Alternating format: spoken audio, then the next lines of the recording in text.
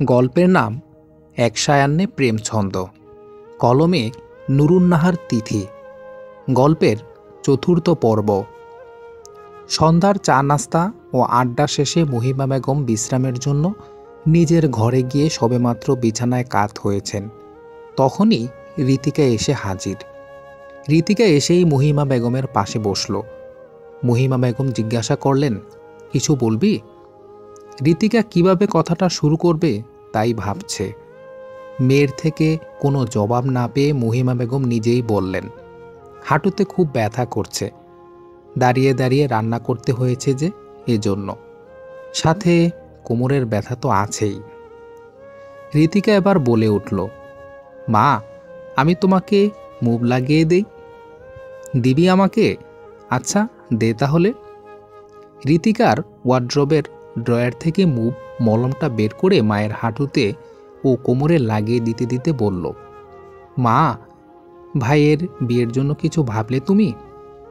মহিমা বেগম একটু আরাম পেয়ে চোখ বুজেই জবাব দেন, এখনও তেমন ভাবিনি। ওর যখন বিয়ে করার বয়স হবে বা ইচ্ছে হবে, তখন তো আমাদেরকে বলবেই। তা বললে কি হয় মা? ও তো এখন ভালো চাকরি করে, সেখানে পদোন্নতিও হয়েছে। এখন তো তার বিয়ে করার দরকার। তাছাড়া তোমার বয়স হয়েছে, আমিও দূরে থাকি, তুমি কোয়ার্টারে একা একাই থাকো। সাথে যদি ছেলের বউ থাকে তাহলে তো আর সমস্যা হয় না। ওদিকে মাশরিফেরও তো টেনশন হয়। বিয়ে করে বউ এখানে রেখে গেল, তারপর ওরও ওইখানে টেনশন কমলো আর তুমিও একজন সঙ্গী পেলে। কথাটা মন্দ বলিসনি, কিন্তু ওরও তো একটা প্রিপারেশন আছে। যখন মনে হবে বলবে। আমার চাকুরি যতদিন আছে ততদিন আমি একাই সামলে নিব। ঋতিকা তার মায়ের কথা শুনতে নারাজ। সে নাছোড়বান্দার মতো বলে, আমারও তো চিন্তা হয়। তোমার জামাইয়ের চাকুরির জন্য এসে থাকতেও পারি না, আবার তোমার চাকুরির জন্য তোমাকেও নিতে পারি না। মাশরিফের বিয়েটা এবার এলে দিয়ে দিলে ভালো হয়। আর মেয়ে তো আমাদের কাছেই আছে, চেনা জানার মধ্যে। ঋতিকার প্রস্তাব শুনে মহিমা বেগম ভ্রু কুঁচকালেন। অতঃপর চোখ খুলে মেয়ের দিকে তাকিয়ে জিজ্ঞাসা করলেন, বুঝলাম না, তুই কি তিতিরের কথা বললি? মায়ের হঠাৎ করে তিতিরের প্রসঙ্গ তোলাতে ঋতিকা অবাক হয়। সে উত্তরে বলে, তিতিরের কথা কেন বলতে যাব? আমি তো কাশফার কথা বলছিলাম। কাশফা? মহিমা বেগমের হতচকিত প্রতিক্রিয়াতে ঋতিকা সন্দিহান কণ্ঠে শুধায়, তুমি হঠাৎ তিতিরের কথা কেন বলছো? ও তো বিবাহিতা, আবার বিধবাও। একজন বিধবার সাথে আমার ভাইয়ের বিয়ের কথা কেন বলবো? মেয়ের প্রত্যুত্তরে মহিমা বেগম মোটেও সন্তুষ্ট হলেন না। তিনি সন্নিগ্ধ কণ্ঠে বললেন, কেন? বিধবা হয়েছে তো কি হয়েছে? ঋতিকার যেন কৌতুক পেল। সে হাস্যরসে বলল, বিধবা হয়েছে তাতে তো কোন সমস্যা নেই, কিন্তু আমার ভাইয়ের জন্য বিধবা মেয়ের কথা আমি কেনই বা বলবো? আমার ভাই কি কোনো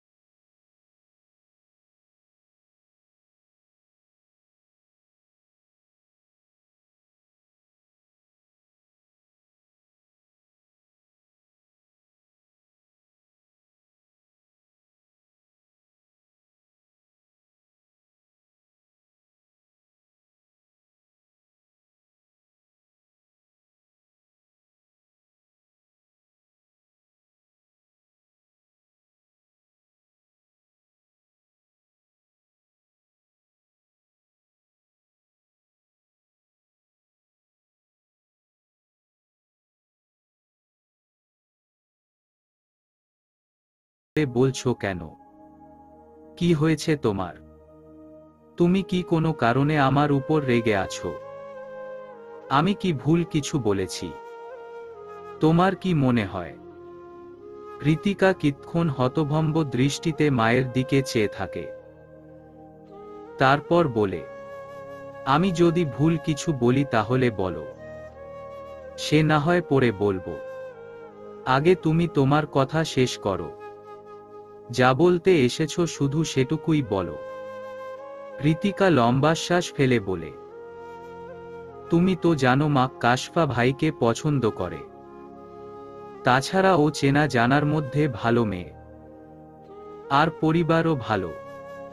তাই বলছিলাম কি, ভাই ও কাশফার বিয়ের কথা যদি আগানো যায়। এবার মহিমা বেগম বললেন, এই তো সরাসরি বলেছ। মায়ের প্রত্যুত্তরে ঋতিকা কিঞ্চিত খুশিও হয়, কিন্তু পরক্ষণেই তার হাসি মিলিয়ে যায়। মহিমা বেগম বলেন, আমার জবাব হচ্ছে না। কাশফা তোমার কাছে ভালো মেয়ে মনে হয়, কিন্তু আমার ও মাশরিফের কাছে ভালো মেয়ে কিনা তা তো তুমি জানো না। তাছাড়া তোমার পছন্দ হলেই তো হবে না, যে বিয়ে করবে তারও তো পছন্দ হতে হবে।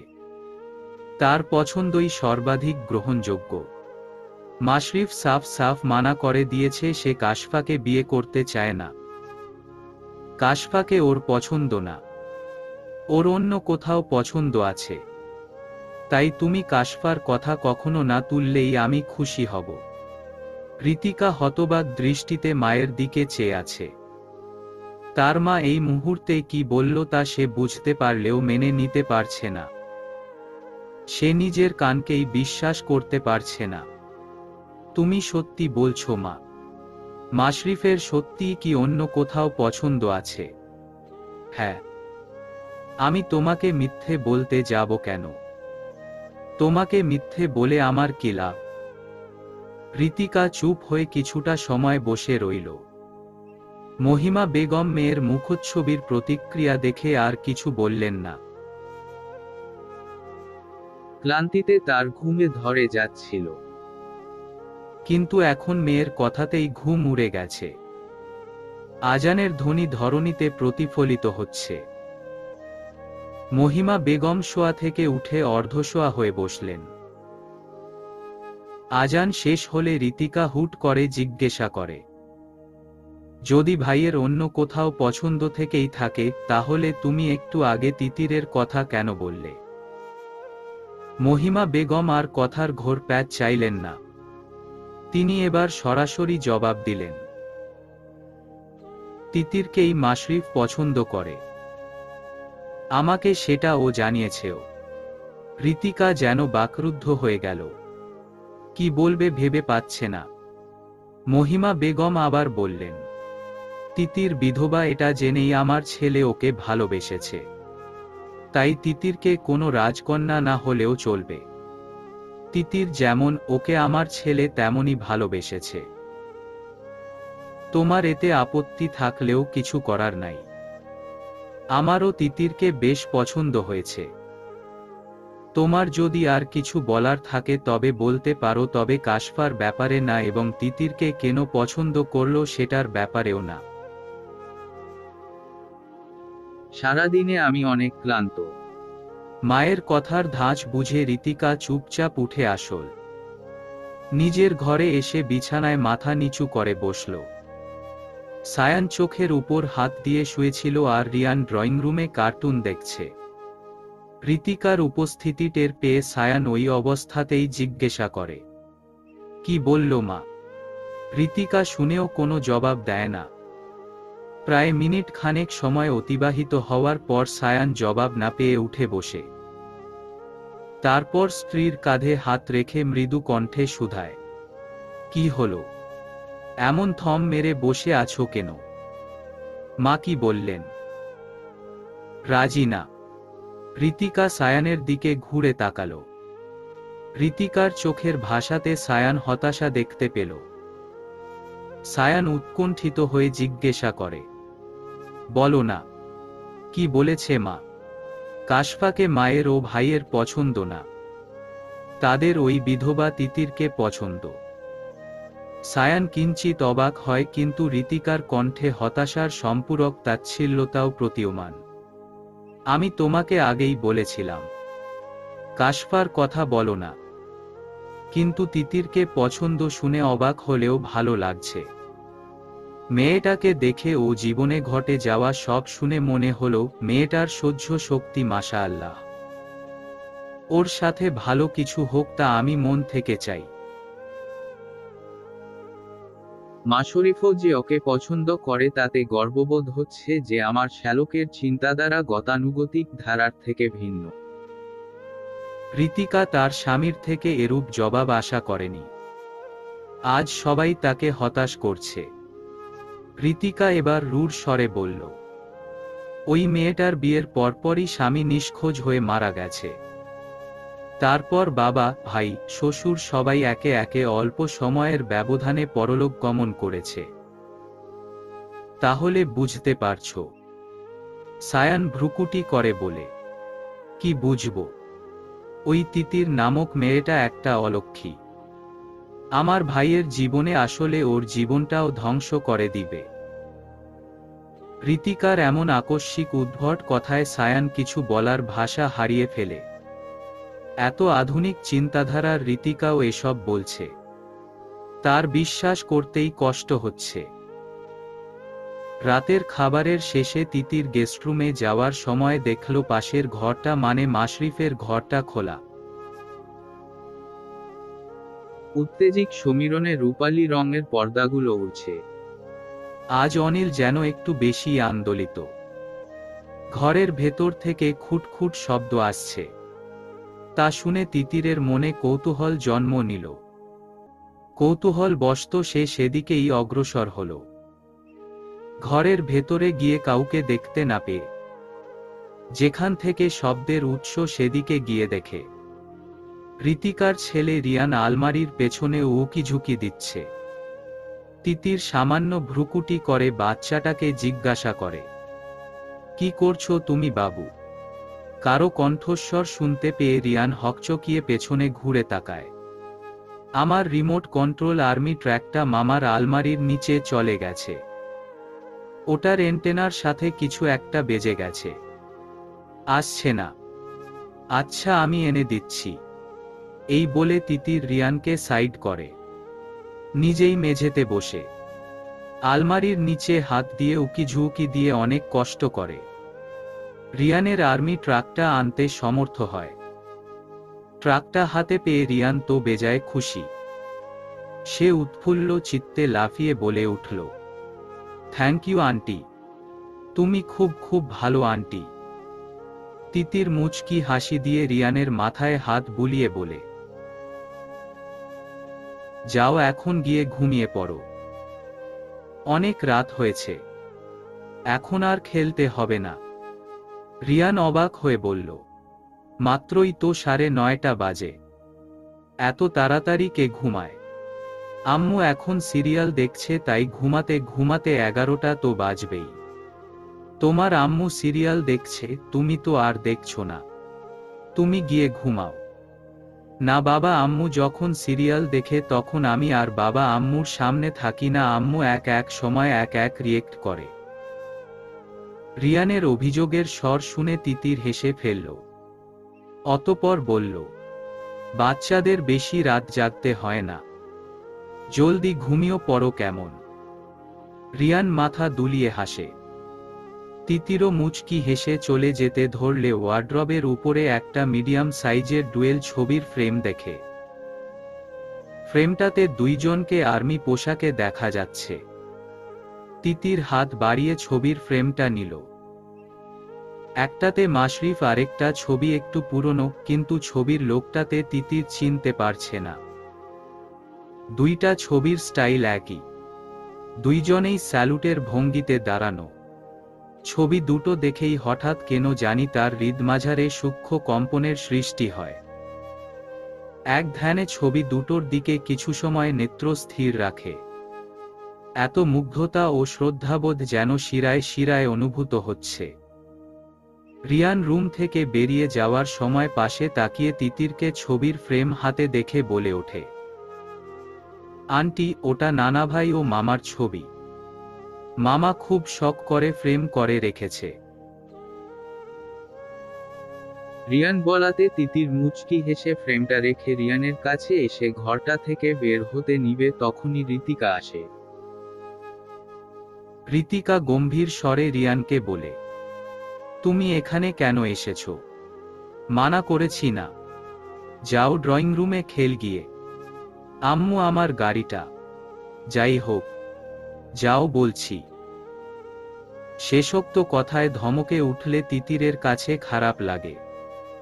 রিয়ানের মাথায় হাত বুলিয়ে বের হয়ে গেস্টরুমে চলে যায়। সকালবেলা খুব তাড়াতাড়ি নাস্তা শেষে ওরা বেরোনোর জন্য প্রস্তুতি নেয়। মহিমা বেগম, ঋতিকারাও ফিরে যাবে। ওদের বেরোনোর আগে সেখানে কাশফা এসে হাজির।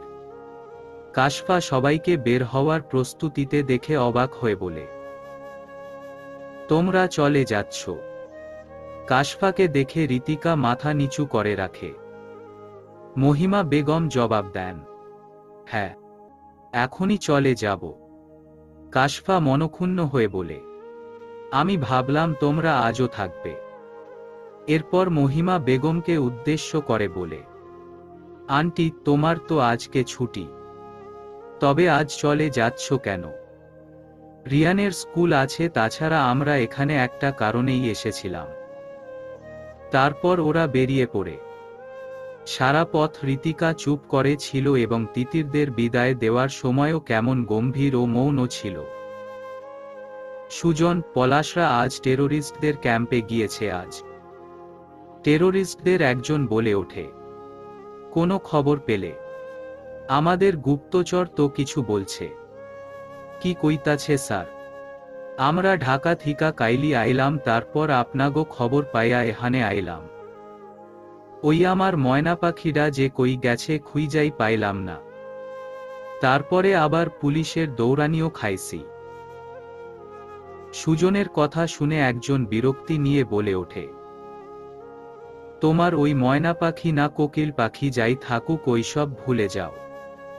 কাজের কথায় আসো। একবার যখন আমাদের সাথে ইনভলভ হয়েছ, তখন আর নিস্তার নাই। মৃত্যু পর্যন্ত আমাদের সাথে কাজ করতে হবে। সামনে মৃত্যু দেখলেও গাদ্দারি করা যাবে না। কিন্তু তোমাদের স্বভাবে এখনো লয়ালিটি দেখা যায় না। নিজেদের নিজস্ব স্বার্থ নিয়ে পড়ে আছো। কাজের কথা ভাব। মোটা অঙ্কের টাকা তো ঠিকই নিচ্ছি, কাজের কাজ তো কিছু করো। তোমাদের বলা হয়েছিল মেজর মাশরিফের পরিবারের খোঁজ খবর নিতে, কিন্তু তোমরা নিবে নিবে বলে আর নিলে না। তাই বাধ্য হয়ে আমরাই খোঁজ নিয়েছি। অনেক কিছুই জানলাম, এখন বোঝার বাকি। সুজন ও পলাশ আমতা আমতা করে মাথা নিচু করে নিল। ওরা নিজেদের গাফিলতির ব্যাপারে তো জানেই। তখন আরেকজন বলে, আরেকটা কাজ দিব, করতে পারবে? জি স্যার, পারুম। কন খালি? টাঙ্গাইলের দুইজন মেজরের বাড়ি, মেজর মাশরিফ ও মেজর অভি। শুনেছি ওরা বন্ধু। মেজর মাশরিফের পরিবার গতকালকে টাঙ্গাইলে এসেছিল, তারপর আবার চলে গেছে। শুনেছি মেজর মাশরিফের মা মির্জাপুর থাকে আর বোন ঢাকায় থাকে। শুনেছি বনানীতে। এখন তোমাদের মির্জাপুর যেতে হবে। স্যার, মির্জাপুরের কোথায়? ক্যাডেট কলেজের ভেতর। কলেজের ভিতর কি ঢুকতে দিব? ওখানে ঢোকা কষ্টকর, তবে পেছনের দিকে একটা গেইট আছে যা দিয়ে লোকাল মানুষজন মাঝে মধ্যে যাওয়া আসা করে। পেছনের দিকেও দারোয়ান থাকে, জিজ্ঞাসা করে যেতে দেয়। আচ্ছা স্যার, আপনারা চিন্তা কইরেন না, আমরা এবার ঠিক মতো কাম করমু। এখন করতে হইব কি? মাইরা লামু নাকি? টেরোরিস্ট লোকটা দ্রুত বলে ওঠে। না না, একদম না, নজর রাখবে। মিনিটে মিনিটে খবর দিয়ে মেজর মাশরিফকে হাতের মুঠোয় আনতে হবে। আর হ্যাঁ, মেজর মাশরিফদের বাড়িতে কাল কয়েকজন গেস্ট এসেছিল। গুপ্তচর বলল ওরা নাকি আগে কখনো আসেনি। বাকি খোঁজ খবর নিতে হবে। 2 দিন আগেও আমাদের এক মেম্বার আর্মিদের গুলিতে নিহত হয়েছে। ওরা এখন সাইলেন্টলি অ্যাটাক করছে। তাই আমরা সিলেটের দিকে শিফট হতে চাইছি। চট্টগ্রাম, বান্দারবান, খগড়াছড়িতে এখন ওদের টহল বেড়ে গেছে। ওখানে অপারেশন বেড়ে গেছে। 3 মাসে আমাদের 3 জন মেম্বার কমে গেছে। এসবের হিসাব তো আমাদেরই দিতে হবে। তাই নেক্সট টার্গেট সাধারণ মানুষদের সাথে মিলেমিশে চলা, সাধারণ ঘরে বিয়ে করা। আমাদের নকল জাতীয় পরিচয়পত্র তো আছেই।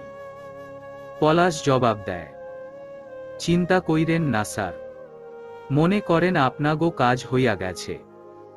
সপ্তাহ খানেক পর কাশফা এতদিন ঋতিকার সাথে যোগাযোগ করতে পারেনি। ফোন বন্ধ পায় বারবার। আজ কল ঢুকেছে। সে অপেক্ষা করছে কখন ঋতিকা ফোন রিসিভ করবে। এদিকে ঋতিকা এতদিন পর নিজের সিম কার্ড লাগিয়ে কাশফাকেই ফোন করতে দেখে হতাশ নিঃশ্বাস ফেলল। অতঃপর বাধ্য হয়ে ফোন রিসিভ করল। এই রীতি আপু, কি হয়েছে তোমার? সেই দিনের পর থেকে ফোন বন্ধ কেন? কতবার কল করেছি জানো? তোমাকে মেসেঞ্জারেও পাচ্ছি না। ঋতিকা আমতা আমতা করে মিথ্যে বলে। ফোন নষ্ট হয়েছিল। তাই আর কি। ওহ আচ্ছা, শোনো, আন্টিকে বলেছিলে? কি বলল? কবে প্রস্তাব পাঠাবে? কয়েকদিন পর সেকেন্ড ইয়ারে উঠব, বাড়িতে বিয়ের কথা বলছে। আমি তোমার ভাইয়ের কথা বলে রেখেছি। এখন তোমরা প্রস্তাব পাঠালেই হলো। ঋতিকা এবার গভীর শ্বাস ফেলে বলল, সরি কাশফা, মা রাজি না আর ভাইও না। মায়ের ও ভাইয়ের দুজনেরই তিতির মেয়েটাকে পছন্দ। ভাই মেয়েটাকে ভালোবাসে। কাশফা হতভম্ব হয়ে বলে, তিতির মানে ওই দিন আসলো ওই মেয়েটা? হ্যাঁ, বিধবা মেয়েটা। অবশ্য যেই দুটো মেয়ে এসেছিল, মানে ননদ ভাবি, দুটোই বিধবা। ননদটাই তিতির। ওকেই ভাইয়ের পছন্দ, এজন্য বিধবা। তোমার ভাইয়ের পছন্দ এত নিচে কেন? বিধবা মেয়েকে ভালোবেসে বসেছে। এই মেয়ের সাথে পরিচয় হলো কিভাবে? আর এত বছর পর আন্টির বোনকে খুঁজে পাওয়া। তোমার ভাইকে সামলাও আপু। কি করব বোন? শুনেছি তিতিরকে মাশরিফ চিনে। মাশরিফের সিনিয়র মেজর রায়ান না রিহান যেন। সে নিখোঁজ হওয়ার পর তার বাসায় গিয়েছিল, তখন থেকে নিখোঁজ মেজর। খবরের কাগজে পড়েছিলাম মনে হয়। যাই হোক, তোমার ভাইকে ওই মেয়ের থেকে দূরে করো, নয়তো আমিই করব। মাশরিফের জীবনটা নষ্ট করে দিবে মেয়েটা। কাশফার সাথে ঋতিকাও একমত পোষণ করে। তারপর কথা বলা শেষে ফোন কেটে দিলে কাশফা রেগে ব্যালকনির রেলিংয়ে থাকা কফির মগটা ফেলে দেয়। মেঝেতে পড়ে মগটা কয়েক টুকরোকে বিভক্ত হয়ে গেছে। একটা টুকরো হাতের মুঠোয় চেপে রেগে হিসহিসিয়ে স্বর বলে ওঠে, মাশরিফ আমার, নয়তো কারো না। দেখতে দেখতে আরো অনেকগুলো দিন কেটে গেল। ইতোমধ্যে হিয়ার ওই ছেলে সংক্রান্ত সমস্যাটাও সমাধান হয়েছে। তবে এতে তার কম ভোগান্তি পোহাতে হয়নি। ছেলেটা ভীষণ একগুঁয়েমি করছিল। ছেলের মাকে আনতে বললেও আনছিল না, কিন্তু হিয়ার পিছুও ছাড়ছিল না। অবশেষে হিয়া বাধ্য হয়ে প্রক্টরকে জানায়। অতঃপর সব সমস্যার সমাধান হয়েছে। চৈত্রের প্রখর দাবদাহে প্রকৃতিতে বসন্তের ইতি ঘটতে চলেছে। মার্চ থেকে এপ্রিলের প্রথমার্ধকে কিভাবে যে বসন্ত ঋতু বলা হয় তাই বুঝে আসে না তিতিরের। ক্লান্ত হয়ে বাসায় ফিরল তিতির। বাসায় এসে মায়ের বানানো শরবতটা খেয়ে বিছানায় গা এলানো মাত্রই অক্ষিপল্লব ভারী হয়ে আসছে। কিন্তু আজ শারীরিক ক্লান্তি থেকে মানসিক ক্লান্তি কিছুটা বেশি। সকালেই কোকেয়া বেগমের নাম্বার থেকে কল এসেছিল। রাহানের ছোট ভাই মাহাদি মায়ের নাম্বার থেকে কল করে কোকেয়া বেগমের অসুস্থতার খবর জানিয়েছিল।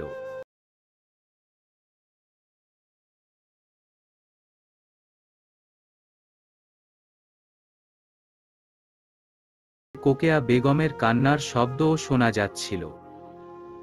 তিনি মাহাদের হাত থেকে ফোন নিয়ে কান্না করছিলেন আর বলছিলেন তিতির যেন একবার তাকে দেখতে আসে। এমতাবস্থায় তিতিরের পক্ষে সম্ভব হয়নি মুখের উপর না করে দেওয়া। তাই সিদ্ধান্ত নিয়েছে শুক্রবার গিয়ে দেখে আসবে। এদিকে নাজমা বেগম যে কখন এসে তিতিরের পাশে বসেছেন সেটাও বুঝতে পারেনি। নাজমা বেগম মেয়ের কাঁধে হাত রেখে জিজ্ঞাসা করেন, কিরে, কই হারালি? কি এত ভাবছিস? মায়ের আচমকা ডাকে হকচকিয়ে উঠল তিতির। নিজেকে ধাতস্থ করে স্থির হয়ে বসল। তারপর বলল, মা শোনো, সামনের শুক্রবার আমার একবার ফরিদপুর যেতে হবে। মেয়ের এমন প্রস্তাবে নাজমা বেগম ভীষণ অবাক হন। তিনি অবাক কণ্ঠে জিজ্ঞাসা করেন, হঠাৎ ফরিদপুরে যাওয়ার ইচ্ছা হলো কেন তোর? ওই শহরে আবার তোর কি? তিতির হতাশ নিঃশ্বাস ছেড়ে বলে, এক সময় তো ওই শহরটাই আমার সবকিছু ছিল। আজ আমি এই শহরে এসেছি তার কারণও ওই শহরের কিছু মানুষজনের অবদান। একটা সময় পর তারা আমার সাথে খারাপ ব্যবহার করলেও এক সময় কিন্তু আমি তাদের নয়নের মণি ছিলাম। আমার সুখ দুঃখের সাথী ছিলেন তারা। আজ সেখানে এমন একজন মানুষের অসুস্থতার খবর শুনে যদি আমি না যাই আমি নিজের কাছে ছোট হয়ে যাব। তিনি তো তার ছেলে হারিয়েছেন। একজন মায়ের কাছে ছেলে হারানোর দুঃখটা কেমন তুমি তো জানোই। আমি ভুলে যেতে চাই তার করা খারাপ ব্যবহারগুলো। একজন মৃত্যু পথযাত্রী মানুষের উপর নিজের আক্ষেপ ও দুঃখ এসব পুষে রেখে তার গুনাহ বাড়াতে চাই না। তোর শাশুড়ি অসুস্থ? হ্যাঁ, হুট করে শয্যাশায়ী। ডাক্তাররা কিছু বলতে পারছেন না। মাহাদ বলল, মা নাকি বারবার নিজের মৃত্যুর কথা বলতে থাকেন। আমাকে খুব করে দেখতে চাইছেন। কোকেয়া বেগমের খবরটা শুনে নাজমা বেগম ভীষণ ব্যথিত হলেন, সেই সাথে চিন্তায় পড়ে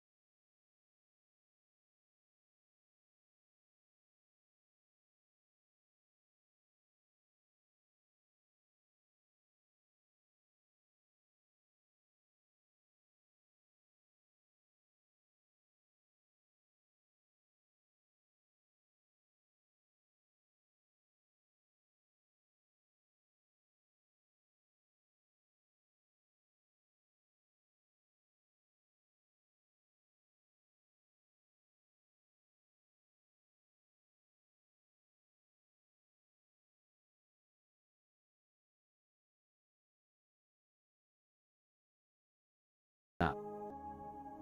আমি একা গেলে কোনো সমস্যায় পড়লেও ফাঁকফোকর দিয়ে ফিরতে পারবো, কিন্তু তোমরা সাথে গেলে তখন বিষয়টা চিন্তার হবে। তাছাড়া আমি জাস্ট দেখা করব আর চলে আসব। থাকবো না তো? যা ভালো বুঝিস কর।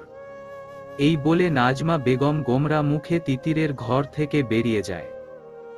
মায়ের প্রতিক্রিয়া দেখে তিতির ফুস করে দীর্ঘশ্বাসগুলো ঝেড়ে ফেলতে চাইল।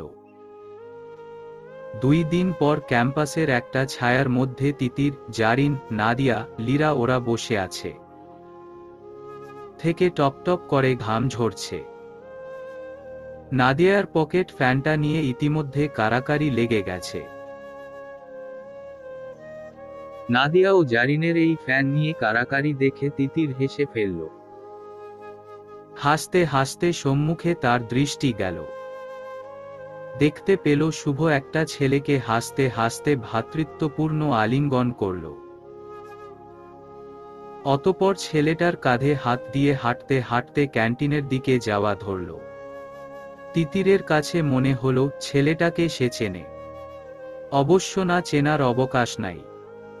ক্যাম্পাসের যে কোনো ছাত্রের সাথেই শুভর ভালো সম্পর্ক, কিন্তু ছেলেটা ক্যাম্পাসের কেউ না। তিতির মস্তিষ্ক সিঙ্গনাল দিচ্ছে ছেলেটা শুভ মাশরিফদের বন্ধুমহলের কেউ।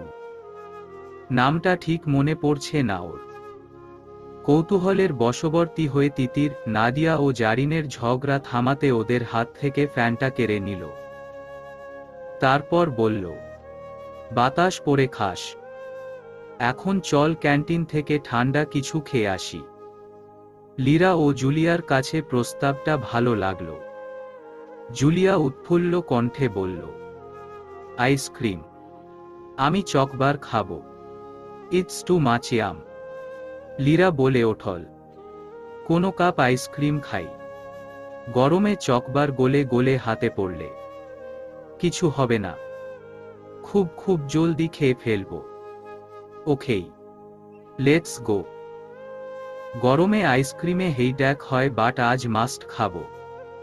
তিতির বলে, আচ্ছা বাবা, তোরা যা খুশি খাস, এখন চল তো। ওরা 5 জন চলতে থাকে ক্যান্টিনের উদ্দেশ্যে। ক্যান্টিনে ঢুকে কিছু কিনবে কি? তিতিরের নজর তো শুভ ও শুভর বন্ধুকে খুঁজছে। জারিন তিতিরকে আলতো ধাক্কা দিয়ে বলে, কি হলো, দাঁড়িয়ে পড়লি কেন? চল। তিতির নিজেকে সামলে বলে, হ্যাঁ হ্যাঁ চল। আইসক্রিম কিনে ওরা কোণার দিকে একটা টেবিলে বসল। তখনই একটু দূরে শুভদের দেখতে পেয়ে তিতির জারিনকে ডেকে দেখালো, এই শুভ ভাইয়ার সাথের ছেলেটা তার বন্ধু না? জারিন দিক না বুঝে কানার মতো এদিক ওদিক তাকাতাকি করে কিছুটা জোরেই বলে ফেলল, কই শুভ ভাইরে দেখিস তুই? জারিনের গলার স্বর শুনে তিতির চোখ মুখ খিচে ওর হাত খামচে ধরে ফিসফিসিয়ে বলল, আস্তে বল, এত জোরে চিল্লানোর কি আছে? নাদিয়া পাশ থেকে বলে ওঠে, কি হইছে? শুভ ভাইরে খুঁজিস কেন? ওই তো শুভ ভাই বসা, দাঁড়া ডাক দেই। এই বলে নাদিয়া তিতিরের মুখের ভাবের তোয়াক্কা না করেই শুভকে ডেকে ওঠল। নাদিয়ার ডাক শুনে শুভ ও শুভর বন্ধু তাকালো। নাদিয়া ইশারায় আসতে বললে ওরা সেই টেবিল ছেড়ে ওদের টেবিলে আসে। লীরা হাসি মুখে বলে ওঠ, হাই, হাউ আর ইউ অভি ভাই? অভি হালকা হেসে বলে, খুব ভালো আছি আলহামদুলিল্লাহ। তোমরা কেমন আছো? আলহামদুলিল্লাহ ভাইয়া। এবার জারিন জিজ্ঞাসা করে, এতদিন পর আমাদের কথা মনে পড়ল? অভি জবাবে হাসে। নাদিয়া বলে, তাও তো উনার আমাদের কথা মনে পড়েছে, কিন্তু অর্ক ও রাফি ভাইয়াকে দেখ এই পর্যন্ত আর এলোই না। সেই যে গেল। শুভ হেসে বলে, বৃহস্পতিবারে আসবে, মানে পরশুদিন। তখন আমরা 7 বন্ধু আবার একত্রিত হব। তিতির মনে মনে ছটফট করছে কিছু জানার জন্য। তিতির জানে যে অভি ও মাশরিফের কর্মক্ষেত্র এক। এখন অভি আসল আর মাশরিফ এলো না। তিতিরের মনের কথাটা জারিনি বলে দিল, অভি ভাই, আপনার বন্ধু মাশরিফ ভাই যে এলো না, বৃহস্পতিবার আসবে। ওর মাও আসবে তো। আজকে আমি ওকে অনেকবার আসতে রিকোয়েস্ট করেছিলাম কিন্তু রাজি হয়নি। শেষোক্ত কথাটা বলতে বলতে অভি তিতিরের দিকে তাকালো। তিতির অভির তাকানো দেখে মাথা নিচু করে ফেলল। কথার বান যে তার দিকে তা তার বুঝতে বাকি নেই। এবার আসলে সে ব্যাপারটা মিটিয়ে নেওয়ার কথা ভাবল। বৃহস্পতিবার তিতির সকালে ক্লাসের জন্য বেরোনোর আগে নাজমা বেগম তিতিরকে বললেন, শোন, আজকে টিউশনিতে যাওয়ার আগে বিকেলে বাসায় আসিস। তোর মহিমা খালা ও মাশরিফ আসবে। ওরা তো সন্ধ্যা পর্যন্ত থাকবে। রাতে থাকতে বলতাম, কিন্তু থাকতে দিব কই বল? অন্তত একটা রুম তো লাগবেই। বোনকে রাতে রেখে দেওয়ার ইচ্ছে আছে। তিতির প্রথমে অবাক ও খুশি হলেও শেষে বিমর্ষ হয়ে যায়। বলে, কি করব এখন? তুমি থাকতে বলো, তাছাড়া মেজর মাশরিফের বন্ধুরা তো আছেই।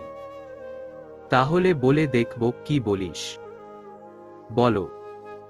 বিকেলে কিছু সময়ের জন্য বাড়িতে আসলো তিতির। বাড়িতে এসেই মহিমা বেগমকে সালাম দিয়ে মায়ের পাশে বসল।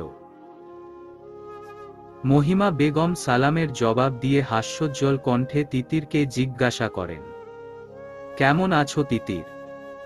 দিনকাল কেমন কাটছে? আলহামদুলিল্লাহ ভালো আছি আন্টি।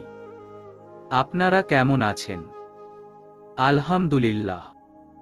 এখন ছেলের বউ দেখতে পারলে মনটা শান্ত হতো। মহিমা বেগম অবশ্য কথাটা তিতিরকে উদ্দেশ্য করেই বলেছেন, যদিও এখন তার ছেলের বিয়ে নিয়ে তেমন মাথা ব্যথা নেই। মহিমা বেগমের কথা শুনে তিতির আর নজরে মাশরিফের দিকে তাকায়। মাশরিফ এক ধ্যানে ফোন স্ক্রুল করছে। তিতির না এই মাশরিফের সাথে আগের মাশরিফ যে তাকে ভালোবাসে বলে দাবি করে, তার মিল পাচ্ছে না। তিতির ভাবে, হয়তো তার কারণেই এমনটা পরিবর্তন। নিজের মন মস্তিষ্কে আর চাপ নিতে চাইল না সে। মাকে বলে টিউশনে যাবে। মা, আমি যাই তবে? নাজমা বেগম জিজ্ঞাসা করেন, খেয়ে যাবি না? না, দুপুরে ক্যান্টিনে খেয়েছি। এখন যাই তবে? আচ্ছা, সাবধানে যাস। মায়ের থেকে বিদায় নিয়ে তিতির বেরিয়ে আসছিলি তখন আরেকবার পাশ ফিরে মাশরিফের দিকে তাকায়। না, মাশরিফ একবারও নিজের নজর হটায়নি। দৃষ্টি এখনো তার ফোনের স্ক্রিনেই নিবন্ধ। তিতির ঘন নিঃশ্বাস ত্যাগ করে বেরিয়ে আসে। তিতির যাওয়া মাত্রই মাশরিফ স্ক্রিন থেকে নিজের দৃষ্টি হটায়। অতঃপর চোখে হেসে মনে মনে স্বগতোক্তি করে, বলেছিলাম তো, তুমি না ডাকলে ভালোবাসবো না। ভালোবাসি বলবো না, নিজের অনুভূতি প্রকাশ করব না। আর এখন তোমারই কষ্ট হচ্ছে। মাশরিফ এরপর তার মাকে বলে, মা, আমি বন্ধুদের সাথে দেখা করতে গেলাম। সন্ধ্যার দিকে এসে তোমাকে পিক করে নিব। মহিমা বেগম হাস্যোজ্জ্বল মুখে জবাব দেন, আচ্ছা যা, দ্রুত আসিস। বোনের কথা শুনে নাজমা বেগম ভ্রু কুঁচকালেন। তিনি বললেন, আপা, তোমরা কিন্তু আজকে কোথাও যেতে পারবে না। আজকে তোমাদের এখানেই থাকতে হবে। জানি রুমের একটু কষ্ট হবে, কিন্তু তাও। একদিন এতটুকু সহ্য করাই যায়। চায়ের ট্রে হাতে হিয়া এসে বলে, জি আন্টি, আজকে কিন্তু আপনারা থেকে যাবেন। আমি আর তিতির ফ্লোরে মোটা তোশক বিছিয়ে সামলে নিতে পারব। আপনি আর মা বিছানায় ঘুমালেন আর মাশরিফ ভাইয়া পাশের রুমে। মহিমা বেগম চটজলদি বলে ওঠলেন, আরে না, কি সব বল? আমরা আজকে থাকব না। উহুম আন্টি, আপনাদের তো আজকে থাকতেই হবে। আর মাশরিফ ভাইয়া, প্লিজ আজকে থেকে যান। আমাদের ছোট বাসা বলে আপনারা থাকবেন না। মহিমা বেগম এক পলক মাশরিফের দিকে তাকায়। মাশরিফ দ্বিধায় পড়ে যায়, কি বলবে। সে হাসার চেষ্টা করে বলে, আসলে সেজন্য না। মানে? কোন মানে টানে শুনবো না ভাইয়া। আপনারা আজকে থাকছেন, আমি সব বন্দোবস্ত করে ফেলেছি। মহিমা বেগম বলতে চাইলেন, তোমাদের কষ্ট হয়ে যাবে মা। কোন কষ্ট হবে না আন্টি? চাচারা যখন শহর থেকে বেড়াতে আসে তখন আমরা এই 2 রুমই অ্যাডজাস্ট হয়ে যাই, কোন সমস্যা হয় না। আর একসাথে বেশি মানুষ থাকলে বরং ভালোই লাগে। হায়াতো বেশি মানুষ দেখলে আমাকে জ্বালায় কম। শেষোক্ত কথাটা হিয়া একটু মজার ছলে বলে। হিয়ার রমণাত্মক কথা শুনে ওরা হেসে ওঠে। নাজমা বেগম ও হিয়ার এত অনুরোধে মহিমা বেগম আর আপত্তি করতে পারলেন না। মাশরিক চা পান করে বন্ধুদের সাথে দেখা করতে বেরিয়ে যায়। টিউশনি করিয়ে তিতির বাসায় ফিরে নিজের রুমে গিয়ে ব্যাগটা রেখে একটু বিছানায় গায়ে লাগানোর প্রস্তুতি নিতেই মনে হলো সে ছাড়াও রুমে আর অন্য কারো উপস্থিতি বিদ্যমান। হকচকিয়ে উঠল তিতির। পাশ ফিরে দেখল মাশরিফ তার দিকে শান্ত নিশ্চল দৃষ্টি নিক্ষেপ করে আছে। পরিস্থিতিতে অভ্যস্ত না তিতির ঘাবড়ে যায়। জোরপূর্বক হাসার চেষ্টা করে আমতা আমতা করে বলে, sorry, actually I didn't notice you. It's my room, that's why. আমি চলে যাচ্ছি। তিতিরের এই হুলস্থুল কাণ্ড দেখে মাশরিফ শান্ত কণ্ঠে বলে, রিল্যাক্স, পানি খাও। পাশের পড়া টেবিলের উপর থেকে পানির গ্লাস এগিয়ে দিয়ে তারপর শান্ত হয়ে বসো। এত হাইপার হওয়ার কিছু হয়নি।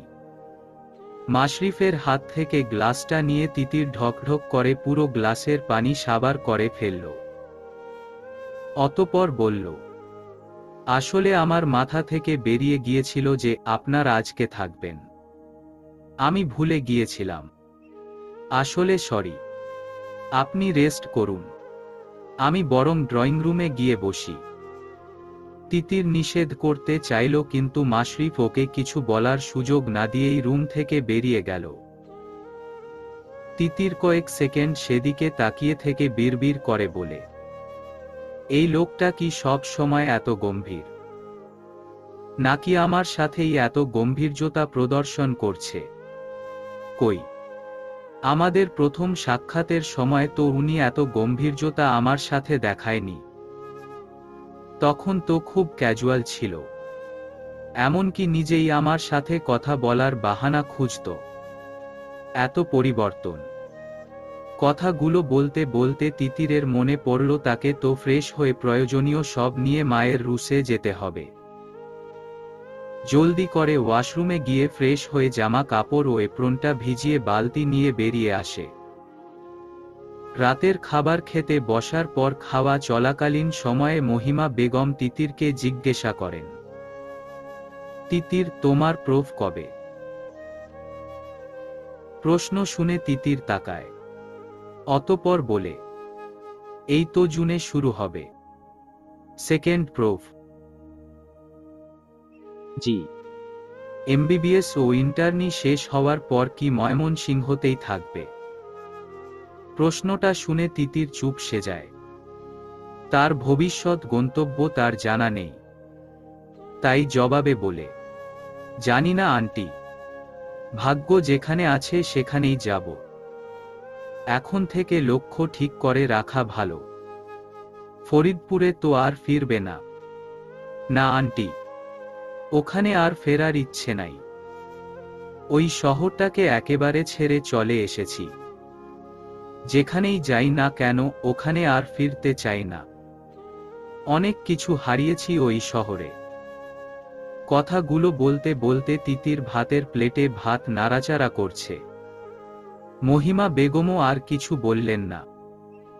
মাশরিফও মাথা নিচু করে প্লেটে ভাত নাড়াচাড়া করছে। তখন নাজমা বেগম বলে ওঠেন, কালকে তো তুই ফরিদপুরে একবার যাবি। ভোর সকালেই কি বের হবি? দেরি করে বের হলে ফিরতে ফিরতেও তো দেরি হয়ে যাবে। তিতিরের ফরিদপুরে যাওয়ার কথা শুনে মহিমা বেগম সন্নিগ্ধ কণ্ঠে জিজ্ঞাসা করেন, হঠাৎ ফরিদপুরে কেন যাবে? নাজমা বেগম মলিন কণ্ঠে জবাব দিলেন, ওর শাশুড়ি মানে রাহানের মা কোকেয়া বেগম খুব অসুস্থ। শয্যাশায়ী। কোন কিছুতেই কাজ হচ্ছে না। তিনি একবার তিতিরকে দেখতে চেয়েছেন। রাহানের ছোট ভাই মাহাদ ফোন করেছিল, তাই কালকে তিতির দেখতে যাবে বলে সিদ্ধান্ত নিয়েছে। মহিমা বেগম অবাক কণ্ঠে বলেন, একা একা যাবে নাকি? ওখানে তো ওর শত্রুর অভাব নেই। এখন একা একা একটা মেয়ে গেলে কিনা কি হয়? তার চেয়ে ভালো কালকে তিতিরের সাথে মাশরিফও যাক। গেল আর নিয়ে আসলো। মহিমা বেগমের প্রস্তাব শুনে তিতির হতচকিত হয়ে তাকায়।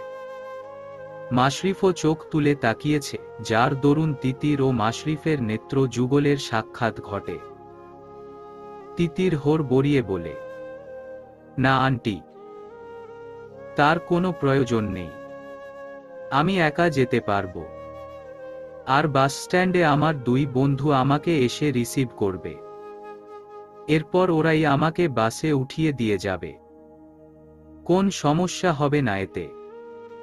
চুপ করো মেয়ে, আমি যা বলছি তাই হবে। তুমি একা তো ফরিদপুরে যাবেই না। মাশরিফ তোমাকে নিয়ে যাবে ও নিয়ে আসবে। তুমি একা গেলে তো তোমার মা চিন্তায় চিন্তায় স্ট্রোক করে ফেলবে। তাছাড়া আমরা সবাই টেনশনে থাকব। তার থেকে ভালো আমার ছেলে তোমাকে নিয়ে গেল।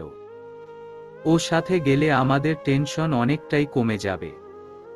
মহিমা বেগম ধমকে তিতির চুপ করে যায়। সে মাশরিফের প্রতিক্রিয়ার অপেক্ষায় আছে। মহিমা বেগম এবার মাশরিফকে বলেন, তুই নিয়ে যেতে পারবি না তিতিরকে? তুই তো সবই জানিস, যদি কোনো বিপদ আপদ হয়। মাশরিফ এক পলক তিতিরের দিকে তাকায়। তিতির মস্তক নত করে রেখেছে। অতঃপর মাশরিফ বলে, উনার যদি কোন প্রবলেম না থাকে তাহলে আমি নিয়ে যেতে পারি। আমার কোন প্রবলেম নেই। নাজমা বেগম ও মহিমা বেগম দুজনই খুব খুশি হন। মহিমা বেগম সহাস্যে বলেন, ওর আবার কি সের প্রবলেম? তিতির, তোমার কোনো প্রবলেম আছে? তিতির থতমত খেয়ে যায়। আমতা আমতা করে কিছু বলার প্রস্তুতি নিতেই নাজমা বেগম বলে ওঠেন, ওর কোনো সমস্যা নাই। একা যাবে ভেবেই আমি ভীষণ ভয় ছিলাম। এখন সাথে যদি মাশরিফ বাবা যায় তবে ভয়টা কমবে। নাজমা বেগমের সাথে হিয়াও তাল মেলায়। অজ্ঞতা তিতির বাধ্য হয়ে যেতে রাজি হয়। পরের দিন খুব সকালে তিতির ও মাশরিফ সবার থেকে বলে বাসে উঠে ফরিদপুরের উদ্দেশ্যে রওনা করে। সকালে রওনা করাই তাড়াতাড়ি ফরিদপুরে পৌঁছে গেছে। ঘড়ির কাঁটায় 11টা ছুঁই ছুঁই। রাহানদের বাড়িতে কলিং বেল চেপে দাঁড়িয়ে আছে ওরা। প্রায় 1 মিনিট হলো, এখনো দরজা না খোলাতে তিতিরের কিছুটা অস্বস্তি হচ্ছে। হঠাৎ করে জার্নি করে এসে কোন জায়গায় স্থির হয়ে দাঁড়িয়ে জজ থাকতে কিছুটা খারাপ লাগে। তিতির ব্যতিব্যস্ত হয়ে আবার কলিং বেল চাপা মাত্রই দরজা খোলা হয়। দরজা খুলে রাহানের বোন রুমি। রুমি দরজা খুলে তিতিরকে দেখে ভারী অবাক হল। রুমি অবাক কণ্ঠে শুধায়, তুমি তুমি এখানে? রুমি এহেন প্রতিক্রিয়ায় তিতির অস্বস্তিতে পড়ে যায়।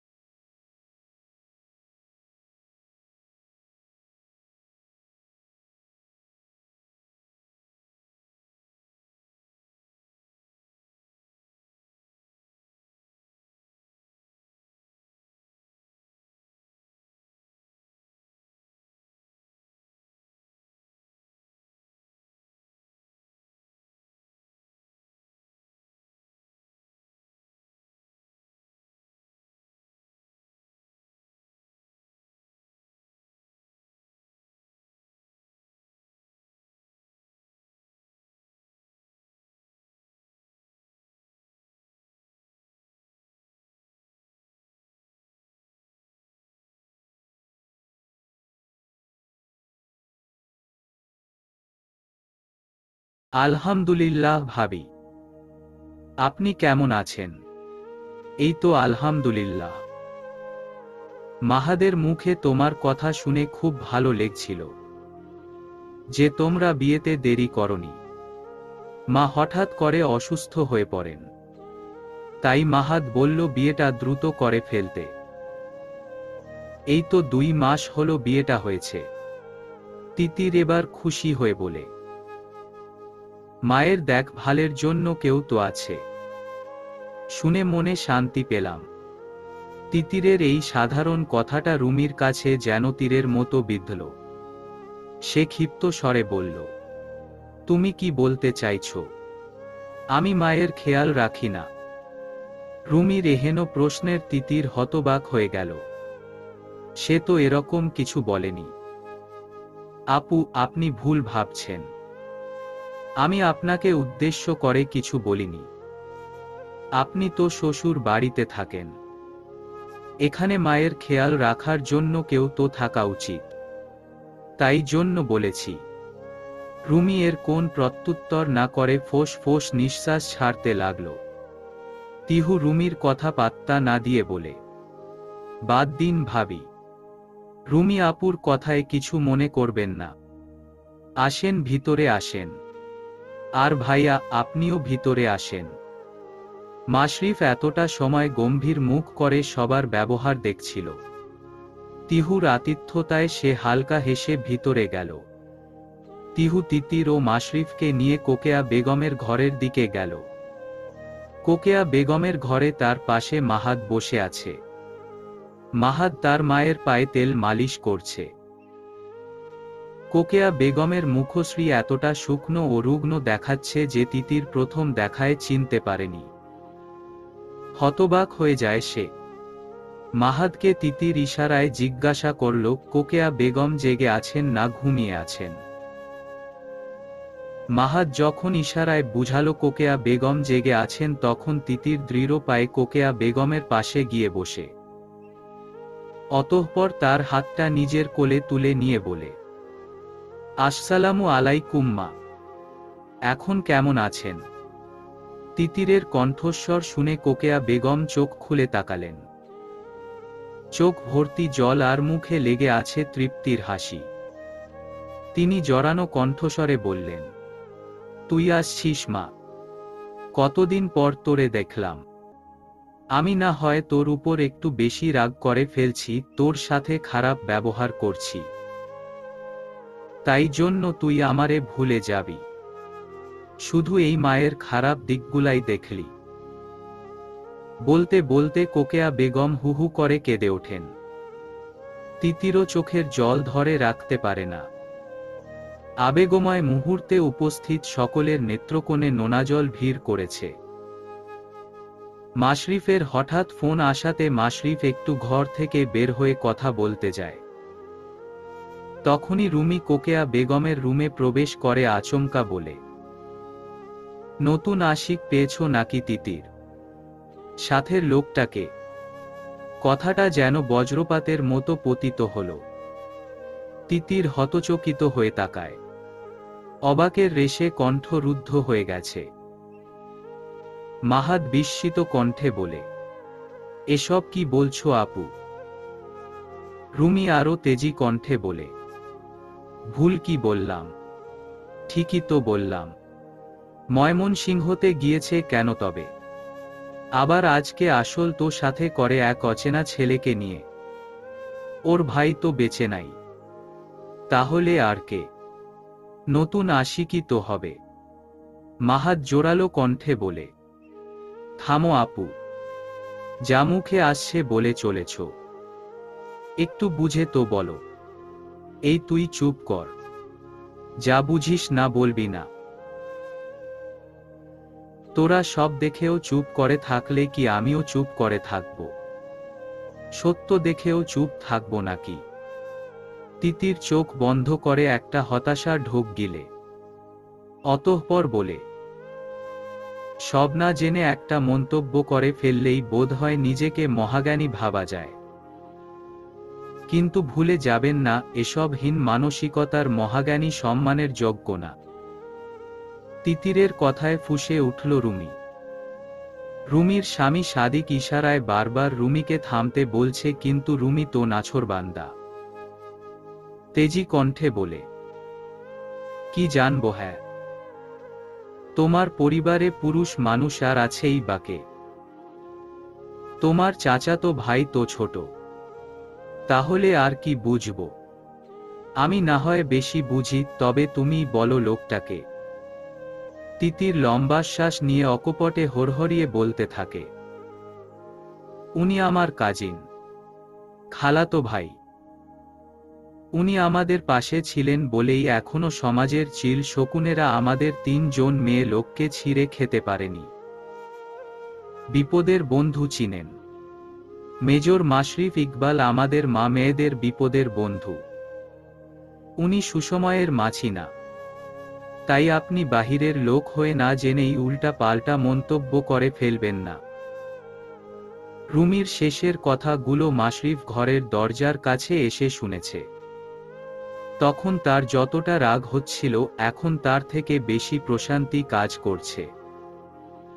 এবার মাশরিফ দরজার কাছ থেকে বলে ওঠে, আপনার বুঝি পরচর্চার খুব শখ মিসেস রুমি? আসার পর থেকে দেখছি আপনি তিতিরের পেছনেই পড়ে আছেন। তিতিরকে নিয়ে তো এখানের আর কারোর কোনো সমস্যা আমার নজরে আসছে না, কিন্তু আপনার একার দিক থেকেই 10 জনের সমান সমস্যা নজরে আসছে। আপনি আপনার বাবার বাড়িতে এসেছেন ভালো কথা, সবার সাথে হাসি খুশি থাকবেন। কিন্তু আপনি দেখছি বাড়ির পরিবেশ খারাপ করার জন্য উঠে পড়ে লেগেছেন। তাছাড়া তিতির তো বলেছে সে শুধু মেজর রাহানের মায়ের সাথে দেখা করতে এসেছে, তাও উনার রিকোয়েস্টে। তবে কি জানেন মিসেস রুমি, আমি শুনেছি আপনি নাকি বছরের 8-9 মাসই এই বাড়িতে পড়ে থাকেন। তাতেই বোঝা যায় আপনার আগ্রহ। বিয়ের পর এত সময় বাপের বাড়ি পড়ে থাকলে আপনার সংসারের হাল কি? রুমি ক্ষেপে ওঠল, রুক্ষ কণ্ঠে শাসালো, আপনি কিন্তু বেশি কথা বলছেন।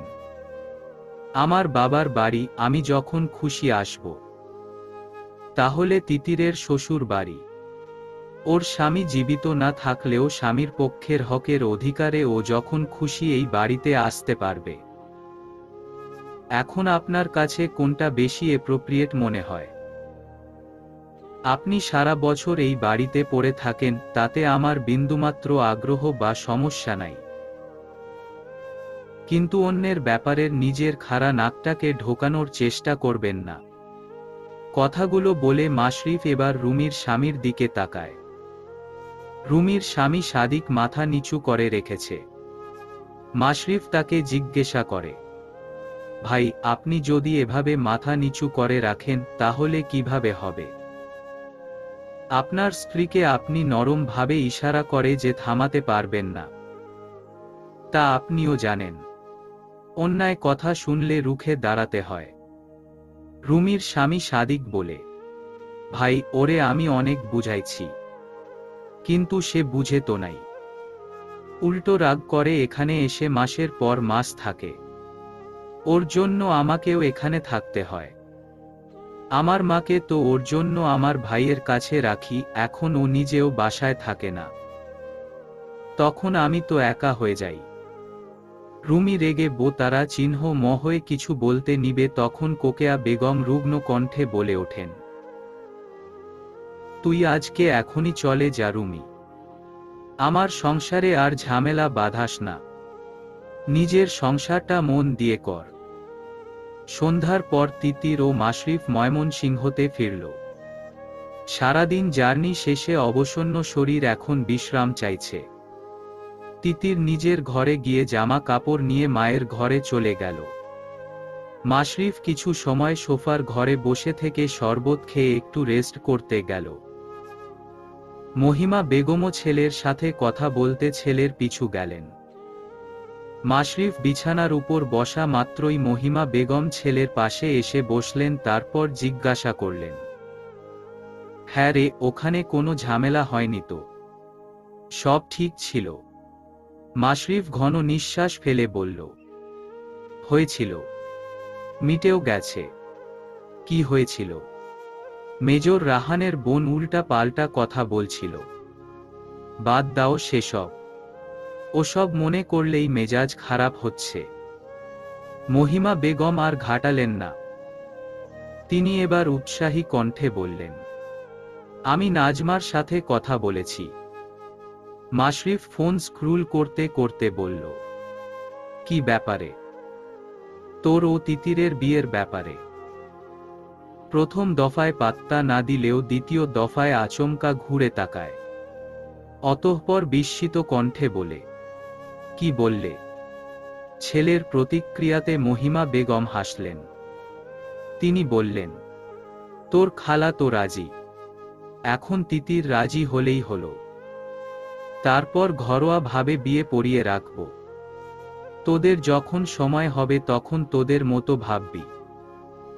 মাশরিফ তাচ্ছিল্য করে বলল, আগে থেকেই এত কিছু ভেবে রাখছো যে? মেইন মানুষটাই তো রাজি হবে না। তুমি দেখো তিতির রাজি হবে না। বাদ দাও ওসব, আগে থেকে নেগেটিভ ভাবিস কেন? রাজিও তো হতে পারে, দেখা যাক। কাল সকালে কিন্তু জলদি বের হতে হবে। খুব সকালে বের হব, মহিমা বেগম বললেন। সব গুছিয়ে রাখো তবে, আমার তো ক্লাসও আছে। এই গোছানোর ঝামেলাই হতো না যদি গতকালকেই চলে যেতাম। আজ না হয় ওখান থেকে এসে তিতিরকে নিয়ে বেরোতাম। থাকার জন্যই শপিং করতে হলো, এখন সেগুলোও টানতে হবে।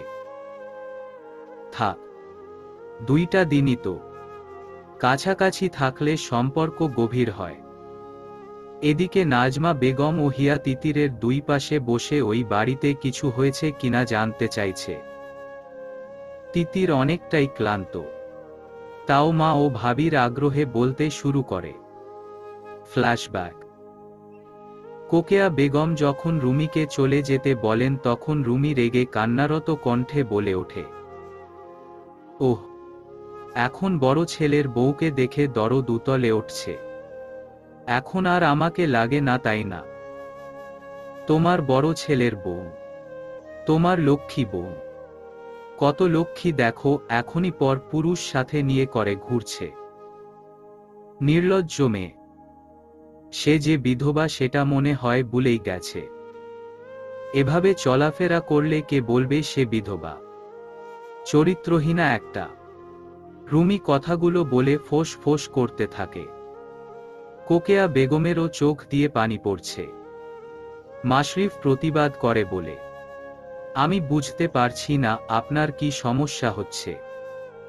তিতির কিভাবে চলবে না চলবে এটা সম্পূর্ণ ওর ব্যাপার। আপনি ওর চরিত্রে আঙুল তুলতে পারেন না। রাহান স্যারের মৃত্যুর অনেকটা সময় হয়ে গিয়েছে। টেরোরিস্টদের বলা সময় অনুযায়ী প্রায় 1.5 বছর।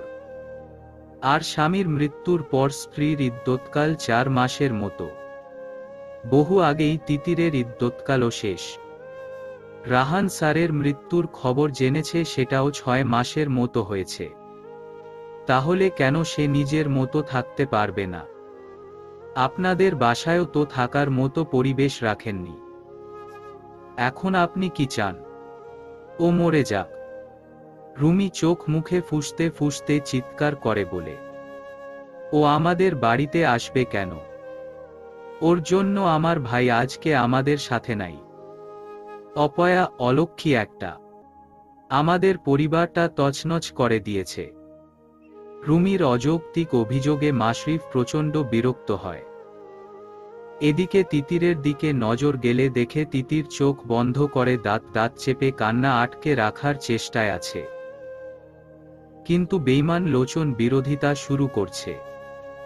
কপল বেয়ে দুঃখের দরিয়া বইয়েই চলেছে। মাশরিফ তিতিরের এই অশ্রুসিক্ত নেত্রপল্লব দেখে নিজের রাগ সংবরণ করতে পারল না। ক্ষিপ্ত কণ্ঠে বলতে শুরু করে, আপনাদের পরিবার তছনছ হয়েছে, কিন্তু আমার তো মনে হয় এই মেয়েটার তিতিরকে দেখিয়ে জীবন তছনছ হয়েছে। একবার নিজেকে ওর জায়গায় কল্পনা করে দেখুন তো। দম আটকে মরে না যান। প্রথমেই বলা হয়েছে তিতির আজকে এখানে এসেছে আপনার মায়ের বিশেষ অনুরোধে। তিতিরকে যাতা বলে আপনি যে বিবেক বুদ্ধিহীন সেটাই বারবার প্রমাণ করছেন। আর সাদিক সাহেব, আপনার স্ত্রীকে এখান থেকে দয়া করে নিয়ে যান। যতক্ষণ আমরা এখানে আছি ততক্ষণ দয়া করে আপনার স্ত্রীকে আমাদের থেকে দূরে রাখুন। এবার অন্তত তার বেপরোয়া জবানে লাগাম টানুন। রুমির স্বামী সাদিক আর একটু অপেক্ষা করলেন না। রুমিকে জোর করে টেনে নিয়ে যান। রুমি চলে যাওয়ার পর কোকেয়া বেগম চোখ বন্ধ করে দীর্ঘশ্বাস ফেলেন। তিতিরের হাত নিজের মুঠোবন্দি করে অনুনয়ের স্বরে বলেন, আমাকে মাফ করে দিস রে। আমি তোকে আসতে বলেছি বলে তোকে আজ এত কথা শুনতে হয়েছে। আমার মেয়েটা যে দিন দিন বেপরোয়া হয়ে যাচ্ছে আমি বুঝতে পারছি, কিন্তু দোষ তো আমারই। আমি প্রথমে ওর লাগাম টানিনি। ওর কোন কথা মনে নিস না। কথাগুলো বলতে বলতে কোকেয়া বেগমের চোখ আবারও ভিজে ওঠে। তিতির নিজের এক হাত ছাড়িয়ে কোকেয়া বেগমের চোখের জল মুছে দিয়ে বলে, আমার সব সয় গেছে মা। রুমি আপুর ব্যবহার যে এরকম আমি জানি। কোমতো আমার সাথে এরকম ব্যবহার করেনি। দোয়া করি আল্লাহ উনাকে হেদায়েত দিক। কোকেয়া বেগম জিভ দিয়ে ঠোঁট ভিজিয়ে নিজেকে ধাতস্থ করে বলেন, তুই তোর জীবনটা নতুন করে শুরু কর। সুন্দর করে শুরু কর। কোন কালো ছায়া যেন তোর জীবনে না আসে। জীবন কারো জন্য থেমে থাকে না। একজনের জন্য জীবনকে থামিয়ে রাখা মানে বোকামি।